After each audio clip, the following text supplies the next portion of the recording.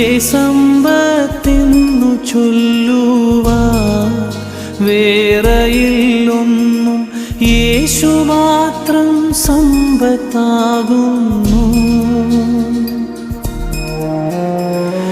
എന്റെ സമ്പത്തെന്നു ചൊല്ലുവാൻ വേറെയില്ലൊന്നും, യേശു മാത്രം സമ്പത്താകുന്നു.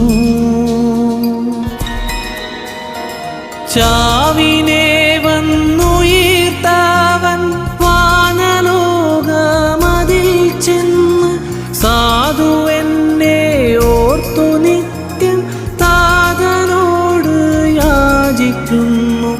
എന്റെ സമ്പത്തെന്നു ചൊല്ലുവാൻ വേറെയില്ലൊന്നും, യേശു മാത്രം